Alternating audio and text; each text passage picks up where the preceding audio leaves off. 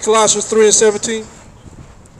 Can you give me Matthew 7 and 28? Look here, we're going to go through the scriptures and we're going to show you the difference in how Christ operated with his loved ones. He was austere, but he also operated in humbleness. Okay? Colossians 3 and 17. When this brother get it? Well, we got to understand, there's a lot of stuff going on in the world right now, just like the brother was saying. There's a lot of stuff going on. There's a lot of y'all got food stamps. Y'all going to have to ration it out the next 2 months because of this government shutdown. It's a lot of stuff, a lot of ways we're getting hurt, our people. Okay? So we got to understand what to do during these times. First and foremost, you got to believe in God, the Most High, Yahweh, the God of Abraham, Isaac, and Jacob. All right? That's what we got to believe in first. Not Buddha, not Farrakhan, not all these other false prophets. You got to believe in what this Bible says. These are the prophets of the Most High, the one that created the earth. All right, read that. This is the book of Colossians, chapter 3 and verse 17. And whatsoever ye do in word or in deed, do all in the name of the Lord Jesus, giving thanks to God and the Father by him. So we know that everything we do, whether we say it or whether we do it with our actions, is by the Father and his Son, who the world ignorantly calls Jesus. His real name is Yahweh. How many of y'all know that J's was just invented in the 1600s? J's is it's a new letter. The letter O, the letter U, and the letter V. Those were letters of the 8th century. Okay? So if his mother was speaking Hebrew, what was she calling him if those words or those letters wasn't involved in their name? It was Yahweh. They didn't have O's and V's and J's. It was W's and A's, Yahweh. That's ancient Hebrew language. But everything we do is in word and deed through his Son. All right? Hold me that out. Matthew 7:28. We're going to see how Christ operated. Go ahead. Book of Matthew, chapter 7, verse 28. And it came to pass, when Jesus had ended these sayings, the people were astonished at his doctrine. For he taught them as one having authority. So he taught them having authority. So those pastors and ministers back then didn't have authority to teach this word. They were teaching like you see in the Christian churches, all nice and soft. He was teaching with authority, meaning he was an austere man. He spoke like a man. He wasn't speaking like no timid little man, all right? That's right. Read that again. The last part, verse 29. Book of Matthew, chapter 7, verse 29. For he taught them as one having authority, and not as the scribes. Right, and not as the scribes, because the scribes was soft. The scribes was working for the government. The scribes was taking money under the table. That's the difference between our Christ and the rest of these pastors. They're all getting handouts. You look at the Catholic Church. You see how rich them churches are? They got money. Look at our people. We got the most churches in our community, and why is our people suffering more than any other people? Why is that? Ask yourself that. Because they ain't teaching us, for one, who he was as a man and what doctrine he came to bring. The doctrine that Christ came to bring was love his Father first, and then love your brother, and keep the commandments. Give me Ecclesiastes 12 and 13. Read that out. This is the book of John, chapter 14 and verse 6.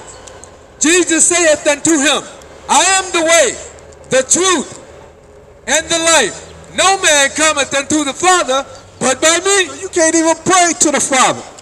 You got to go through his Son. You can't even reach for him. That's right. All right? You're too little. You got too much sin in you to reach for the Father. All right? And in order to see him, you got to see his Son first. So what did the Son look like? Give me Revelations chapter 1, verse 13. What you hold now? Ecclesiastes. Read that real quick. Book of Ecclesiastes, chapter 12, verse 13. Let us hear the conclusion of the whole matter. Fear God and keep his commandments. They said, fear God and keep his commandments. And then the only way you're going to do that and pray to him is through his Son. Right. So the churches are not teaching you to keep God's commandments, for one.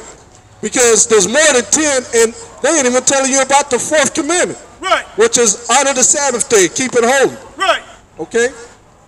The Sabbath day, to keep it holy, means not to buy and sell. It's right in your Bible. When you go to any bookstore in the world, look in the Bible. The Sabbath day means you cannot cook, you cannot buy, you cannot sell. The Sabbath day is a Saturday. Friday sundown to Saturday sundown. Right. But the churches are teaching on Sunday, right? So if that's their Sabbath day, how come they still buying and selling on that day? Right. You got brothers walking over here from that church to that liquor store, buying liquor, putting it in their flash, buying gum, buying candy to take back to the church, buying and selling on the Sabbath day. You ain't supposed to do that. All right? Yeah, it's personal gratification. Now, the Most High said that his son was made Lord over the Sabbath day. You know what that means? Does that mean that you break the Sabbath day every week and do what you want to do? No, that ain't what it mean. What you holding out? Revelation.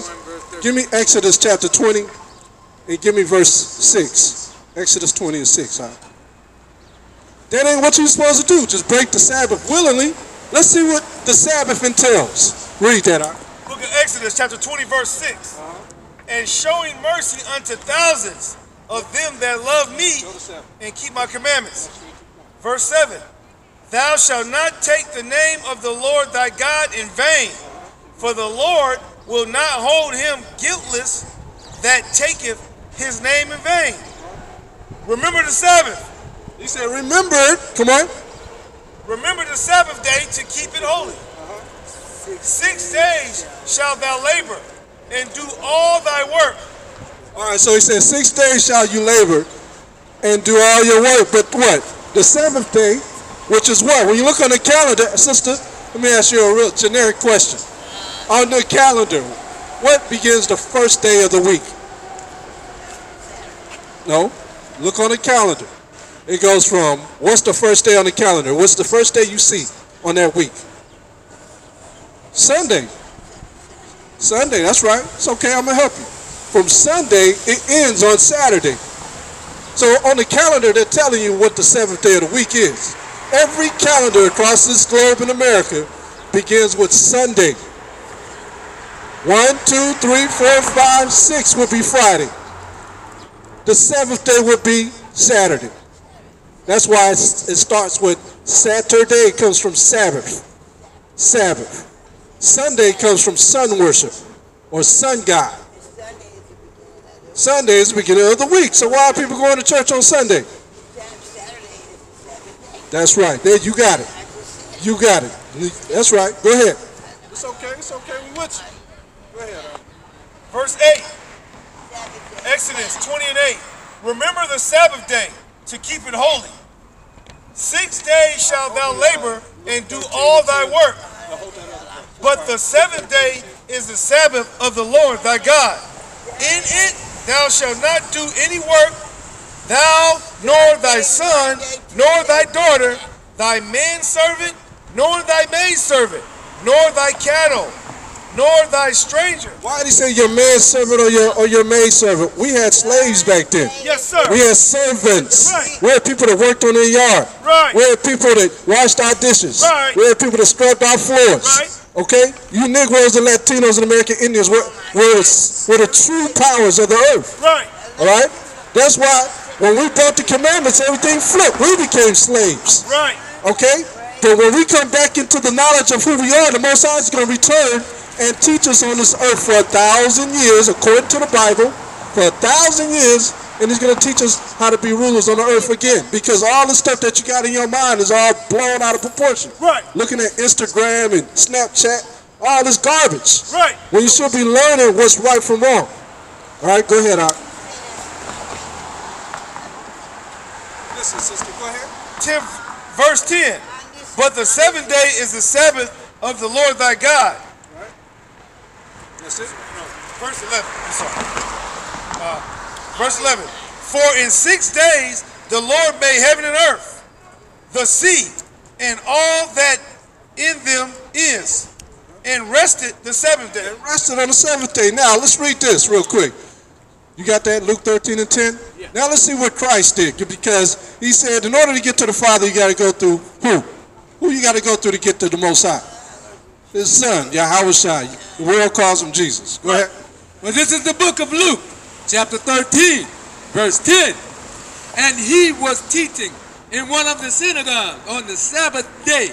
And behold, there was a woman which had a spirit of infirmity 18 years, and was bowed together, and could in no wise lift up herself.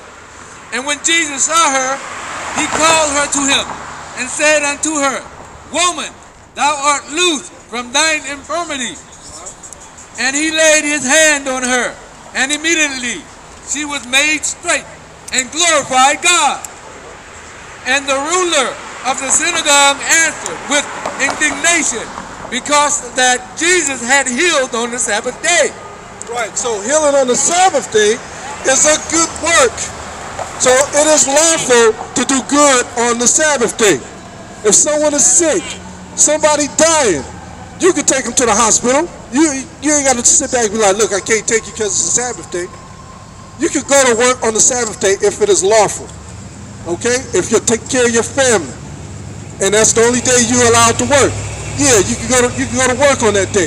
Just take care of your family. If that's the only day you can't request it off, go ahead, Art. The rulers of the synagogue answered with indignation, because that Jesus had healed on the Sabbath day, and said unto the people, There are 6 days in which men ought to work. In them therefore come and be healed, and not on the Sabbath day. Yeah, because I heard a brother once tell us, oh man, you driving on the Sabbath day, I'm going to unsubscribe from your YouTube channel. Before we going to do the work. We're going to do the work. How do people go get the message if we don't go out and teach? We got to drive. We got to get on the bus. We got to get on the BART. It don't make no sense. I'm going to unsubscribe. We don't never tell people to subscribe to our YouTube channel or Instagram channel. All right? Christ didn't want to be known. When he would tell people who healed him, he said, look, don't tell nobody. He didn't want nobody to know him. He didn't care. His job was to do the will of the Most High, not to please men. Come on. Verse 15. The Lord then answered him and said, Thou hypocrite, doeth not each one of you on the Sabbath loose his ox or his ass from the stall, and lead him away to watering? And ought not this woman, being a daughter of Abraham, whom Satan hath bound, lo, these 18 years, be loosed from this bound on the Sabbath day? And when he had said these things, all his adversaries were ashamed, and all the people rejoiced for all the glorious things that were done by him. Right, because he spoke with authority, he healed with authority, and he recognized his people. Notice he said, oh, daughter of Abraham. She was an Israelite by blood, by nationality. Okay? That's why we say the Negroes, Latinos, and American Indians are the true people of the Bible. Right. Okay? Let me show you what Christ looked like. Let's go to Revelation 1 and 13. And I'm going to show you what his father looked like. Because a lot of you don't believe that the Israelites were black people or brown people. Okay? Back then, they didn't call us black. They called us swarthy. You ever heard the word swarthy? They called us swarthy.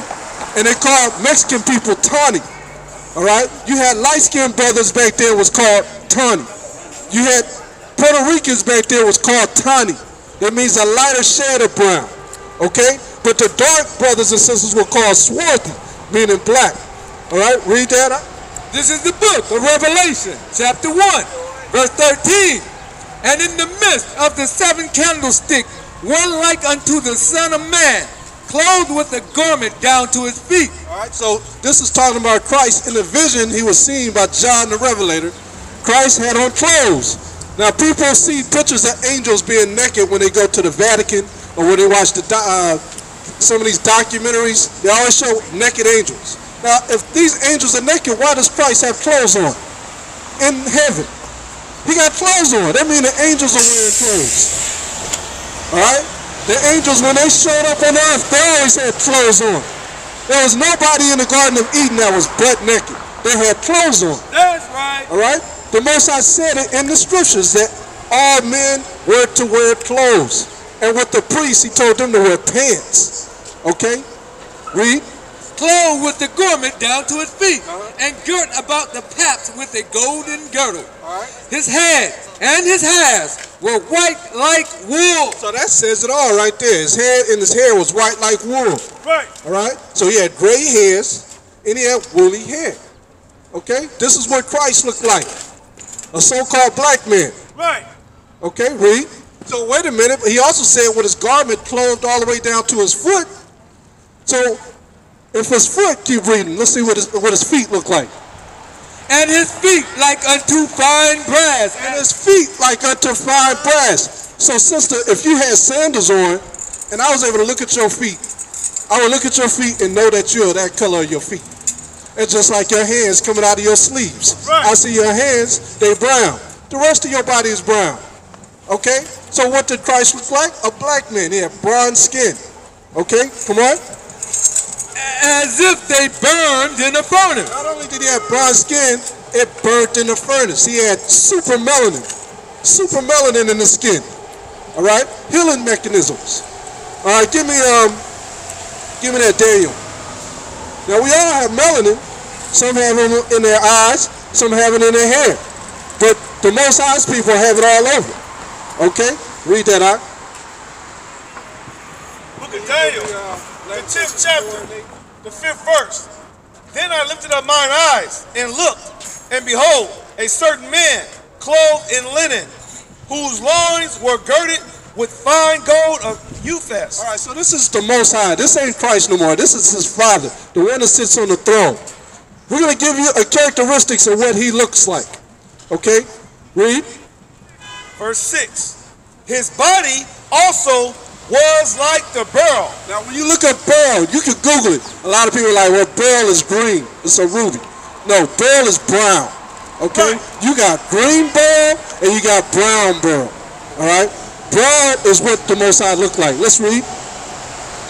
And his face as the appearance of lightning. So it says, like, his face was like the appearance of lightning. Now, see what lightning is concerning the scriptures. Can you give me Ecclesiastes 8:1? So we're going to break this down because people don't know when they see lightning in a man's face what that is. We're going to show you what the lightning is. 8:1. Ecclesiastes chapter 8 verse 1. And it came to pass in the 6th year, in the 6th month. Ecclesiastes. 8:1. So we're going to show you. Okay. This is the book of Ecclesiastes, chapter 8 and verse 1. Who is as the wise man? Who is as the wise man? The Most High is all wisdom, right? Come on. And who knoweth the interpretation of a thing? A man's wisdom maketh his face to shine, and the boldness of his face shall be changed. Right, so the boldness of his face is wisdom. All right, it's shining, it's a light. You can recognize a man that got wisdom on him. That was Moses when he came down from the mountain. Right, when Moses came down from the mountain, he had wisdom. Go back to Daniel chapter 10, verse 6. So what is wisdom? Wisdom is like lightning in a man's face. This is the word of the Lord of hosts. I took you from the pastures and from following the sheep to be prince over my people Israel. I have been with you wherever you have gone and have destroyed all the enemies in your path. I will make you a great name among the great ones of the earth. I will assign a place for my people in Israel. There I will plant them, and they shall dwell in their own land.